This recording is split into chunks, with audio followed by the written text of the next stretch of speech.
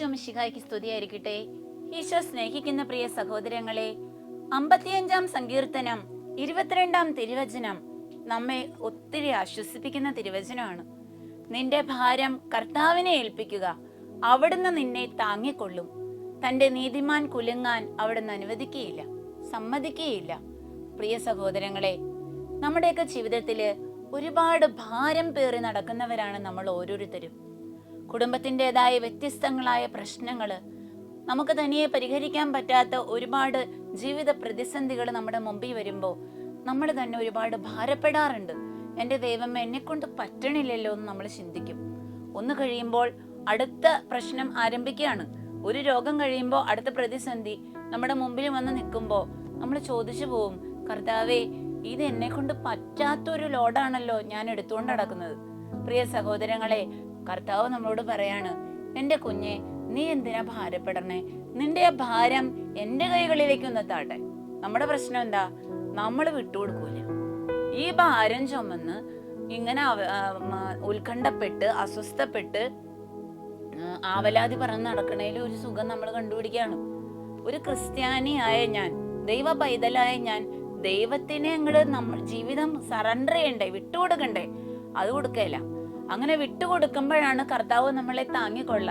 നമുക്കറിയാം, നമ്മുടെ കയ്യിൽ ഒരു ഭാരം ഇരിക്കുന്നത് നമ്മൾ വേറൊരാളുടെ കയ്യിലേക്ക് വെച്ചു കൊടുക്കുമ്പോൾ നമ്മൾ അനുഭവിക്കുന്ന ഒരു റിലാക്സേഷൻ ഉണ്ട്. നമുക്കത് ഭയങ്കര സ്വസ്ഥത തരും.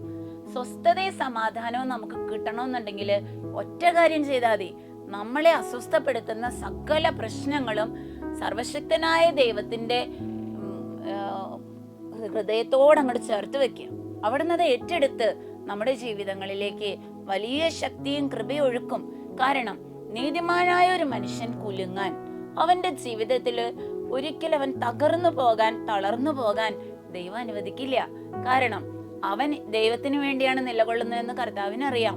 നീതിമാനായ ഒരു വ്യക്തിയുടെ നോട്ടം എപ്പോഴും സ്വർഗത്തിലേക്കായിരിക്കും. കാരണം അന്യായമായ കാര്യങ്ങൾക്ക്, അനീതിയായ കാര്യങ്ങൾക്ക് അവൻ ഒരിക്കലും കൂട്ടുനിൽക്കില്ല.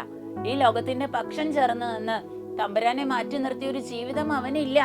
അവന്റെ എപ്പോഴുള്ള ധ്യാനം ദൈവമേ എന്നുള്ളൊരു ചിന്ത, ആ ഒരു ദൈവവിചാരാണ് അവന്റെ ജീവിതത്തിന്റെ ഓരോ കർമ്മങ്ങളിലും അവന് ശക്തി പകരുന്നത്. അതുകൊണ്ട് കർത്താവ് ഇന്ന് ഇതിനെ നമ്മളോട് ആവശ്യപ്പെടുന്നത് എന്താ? നീ ഭാരം ചുമന്ന് അസ്വസ്ഥപ്പെട്ട് നടക്കണ്ട. കുടുംബജീവിതത്തിൻ്റെതായ, സമൂഹ ജീവിതത്തിൻ്റെതായ ഒരുപാട് പ്രതിസന്ധികള് നിന്റെ ജീവിതത്തിൽ ഉണ്ടാവും. ജോലി നിനക്ക് ഒരു തരത്തിലും കൂട്ടിമുട്ടിക്കാൻ പറ്റാത്തോണം ഒന്ന് കഴിയുമ്പോൾ അടുത്തതായിട്ട് ഓരോ ജോലി ഭാരങ്ങൾ നിന്നെ തളർത്തുന്നുണ്ടാവും. അല്ലെങ്കിൽ വർക്ക് ചെയ്യുന്ന സ്ഥലങ്ങളില്, ജോലി ചെയ്യുന്ന ഇടങ്ങളിലെ നൂറ് പ്രശ്നങ്ങൾ നമ്മളെ അസ്വസ്ഥപ്പെടുത്തുന്നുണ്ടാവും.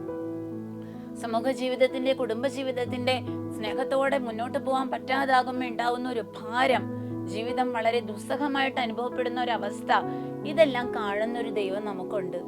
നമ്മുടെ ഭാരങ്ങൾ ഏറ്റെടുക്കാൻ പറ്റുന്ന ഒരു ദൈവം, എൻ്റെ ഭാരം പൂർണ്ണമായിട്ട് ഏറ്റെടുത്ത് എന്നെ സ്വസ്ഥമായിട്ടിരുത്താൻ പറ്റുന്ന ഒരു ദൈവം നമ്മുടെ കൂടെ ഉണ്ട്. പക്ഷെ ആ ഒരു ബോധ്യമില്ലാതെ, ദൈവത്തിൽ ആശ്രയിക്കാതെ, അവനവനിൽ തന്നെ ആശ്രയിച്ച് സ്വന്തം ബുദ്ധിയിലും യുക്തിയിലും ഉദിക്കുന്ന ചിന്തകൾ കൊണ്ട് പലപ്പോഴും നമ്മൾ നമ്മളെ തന്നെ ആശ്വസിപ്പിക്കാനും ന്യായീകരിക്കാനും ശ്രമിക്കുമ്പോൾ നമ്മുടെ ജീവിതത്തിൽ നിന്ന് ഒരിക്കലും ദുരിതങ്ങളും പ്രശ്നങ്ങളും ഒഴിയില്ല. അതുകൊണ്ട് ഇന്നത്തെ ദിവസമെങ്കിലും നമ്മുടെ ജീവിതത്തിൽ ഉണ്ടാകുന്ന പ്രതിസന്ധികള്, നമ്മളെ അലട്ടിക്കൊണ്ടിരിക്കുന്ന ജീവിതത്തിന്റെ സംഘർഷാവസ്ഥകള്, ജീവിതത്തിലേക്ക് കടന്നു വരുന്ന വിജയപരാജയങ്ങൾ പൂർണ്ണമായിട്ടും തമ്പുരാന്റെ കയ്യിലേക്ക് കൊടുക്കാം. നമ്മൾ വിട്ടുകൊടുത്തു ദൈവത്തിന് സമർപ്പിച്ചു എന്നൊക്കെ പറയണ്ടെങ്കിലും ഒന്ന് ശരിക്കും ആലോചിച്ച് നോക്കിയേ. ഞാൻ വിട്ടിട്ടില്ല, എന്നെ തന്നെ പൂർണ്ണമായിട്ട് ദൈവത്തിന് കൊടുക്കണില്ല. പരിശുദ്ധ കുർബാനയിലേക്ക് എല്ലാ ദിവസവും രാവിലെ ഓടി അണയുന്ന ഒരു വ്യക്തിയോട് പോലും ചോദിച്ചാൽ ചിലപ്പോൾ മനസ്സിലാക്കാൻ പറ്റും. പരിശുദ്ധ കുർബാനയില് ഈശോയ്ക്ക് കാഴ്ച സമർപ്പിച്ച് ഈശോയുടെ ഹൃദയം കൊണ്ട് തിരിച്ചു വരുന്ന ഒരാളാണ്. പക്ഷെ ആ പ്രതിസന്ധികളോടുകൂടി തന്നെ ആള് ജീവിക്കുകയാണ്. അതായത് എന്റെ സമർപ്പണം പൂർണ്ണമല്ല. പ്രിയ സഹോദരങ്ങളെ, നമുക്ക് നമ്മുടേതായ ഭാരങ്ങളും നമ്മുടേതായ ജീവിതത്തിന്റെ ദുരിതങ്ങളും പരിപൂർണമായിട്ടും തമ്പുരാന് വിട്ടുകൊടുക്കാം. സർവവും ഏറ്റെടുക്കാൻ റെഡിയായി ഈശോ നിൽക്കുകയാണ്. ഈശോയുടെ കരങ്ങളിലേക്ക് നമ്മുടെ കുടുംബത്തിന്റെയും നമ്മുടെ ഓരോ കർമ്മങ്ങളുടെയും ദുരിതാവസ്ഥകളൊന്ന് പറഞ്ഞ് വിട്ടുകൊടുത്തൊന്ന് പ്രാർത്ഥിച്ചു നോക്കിയേ. ദൈവം നമ്മുടെ ജീവിതത്തെ അനുഗ്രഹിക്കും. ദൈവം വലിയ സ്വസ്ഥതയും സമാധാനവും നമുക്ക് തരും.